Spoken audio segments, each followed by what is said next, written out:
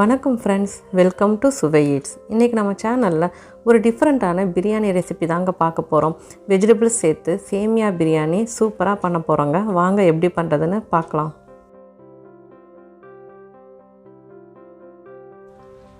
ஒரு பாத்திரம் எடுத்துக்கலாம். அதில் 1 டேபிள் ஸ்பூன் அளவு நெய் எடுத்துக்கிறேன். நெய் சூடானதும் அதில் 1 கப் அளவு சேமியா எடுத்துக்கிறேன். சேமியாவை குறைவான தீயில் வச்சு வறுத்து எடுத்துக்கலாம். ஒரு 2லேருந்து 3 நிமிஷம் வறுத்தா போதும்.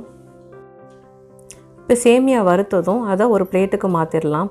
அடுத்து நான் மறுபடியும் 1 கப் அளவு சேமியா எடுத்துக்கிறேன். இதையும் குறைவான தீயில் வச்சு வறுத்துக்கலாம்.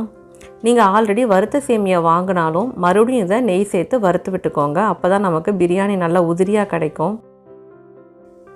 இப்போ இதையும் வறுத்தாச்சுங்க. இதை ஒரு பிளேட்டில் மாற்றி தனியாக வச்சுருங்க. அடுத்து ஒரு பாத்திரத்தில் 4 கப் அளவு தண்ணி எடுத்துக்கிறேன்.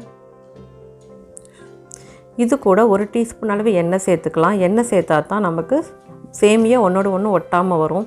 உப்பு தேவையான அளவு சேர்த்துக்கலாம். இப்போ இதை மூடி போட்டு கொதிக்கிற வரைக்கும் வச்சிடலாம். இப்போ பாருங்கள், தண்ணி நல்லா கொதித்து வந்துருச்சு. தண்ணி கொதித்து வந்ததுக்கப்புறம் நம்ம வறுத்து வச்ச சேமியாவை இதில் சேர்த்துடலாம்.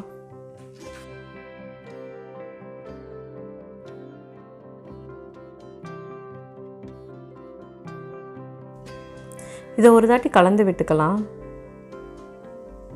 சேமியாவை 3லேருந்து 4 நிமிஷம் வேக வச்சா போதுங்க. ரொம்ப நேரம் வேக வைக்க தேவையில்லை. இப்போ ஸ்டவ்வை ஆஃப் பண்ணிடலாம். அதில் இருக்க தண்ணியை நல்லா இருத்து விட்டுட்டு இந்த மாதிரி ஒரு பிளேட்டை நல்லா ஸ்ப்ரெட் பண்ணி விட்டுட்டு ஆற விட்டுறலாம். அடுத்து ஒரு பாத்திரத்தில் 1 டேபிள் ஸ்பூன் அளவு நெய் எடுத்துக்கலாம். அது கூட 1 டேபிள் ஸ்பூன் அளவு எண்ணெய் சேர்த்துடலாம்.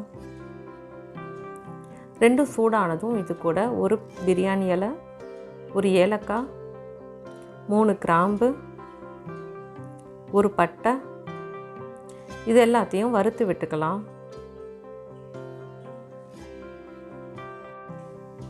இப்போ இது கூட பொடியாக நறுக்கிய பெரிய வெங்காயம் 1 சேர்த்துக்கிறேன். 1 பச்சை மிளகாவை நீல வாக்கில் கட் பண்ணி சேர்த்துக்கிறேன்.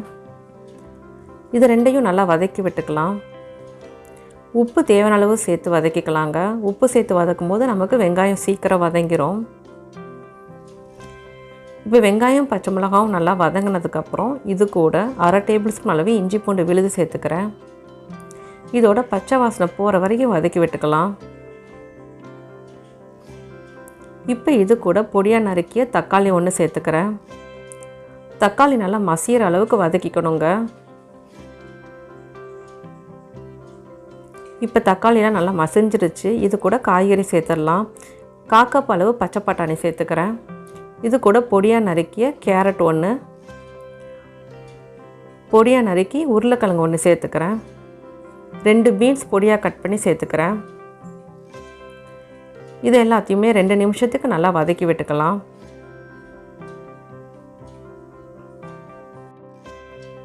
இப்போ இது கூட மசாலா பொடி சேர்த்துடலாம். மஞ்சள் தூள் 1/4 டீஸ்பூன், மல்லித்தூள் 1 டீஸ்பூன்,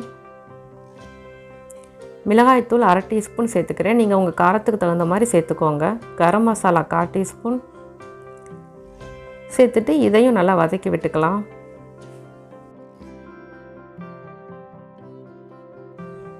இப்போ இது கூட கொஞ்சமாக தண்ணி சேர்த்துக்கிறேன்.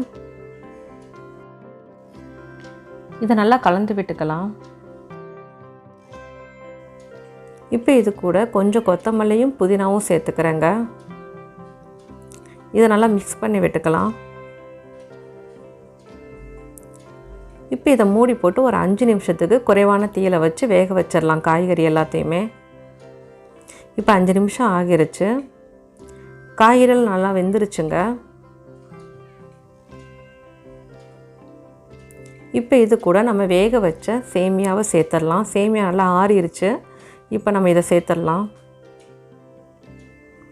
சேமியாவை சேர்த்ததுக்கப்புறம் மசாலா எல்லா சைடும் படுற மாதிரி நல்லா கலந்து விட்டுக்கணும். கட்டியும் இல்லாமல் நல்லா கலந்து விட்டுக்கணும்.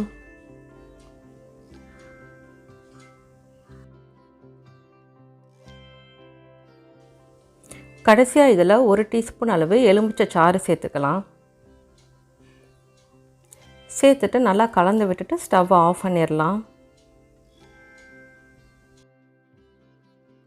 அவ்வளோதாங்க, சுவையான சேமியா பிரியாணி சூப்பராக ரெடி ஆயிருச்சுங்க. எவ்வளோ சூப்பராக ஒன்றோட ஒன்று ஒட்டாமல் உதிரியாக வந்திருக்கு பாருங்கள். பார்க்கவே சூப்பராக இருக்குது. இந்த மாதிரி ஒரு நாள் டிஃப்ரெண்ட்டாக ரெசிபி பண்ணி கொடுங்க. வீட்டில் இருக்க குட்டீஸ்லேருந்து பெரியவங்க வரைக்கும் நல்லா விரும்பி சாப்பிடுவாங்க. உங்களுக்கு பிடிச்ச வெஜிடபிள்ஸ் சேர்த்து பண்ணுங்கள். கண்டிப்பாக இந்த ரெசிபியை நீங்கள் ட்ரை பண்ணி பாருங்கள். உங்கள் ஃபீட்பேக்கை கமெண்ட்டில் சொல்லுங்கள். நன்றி.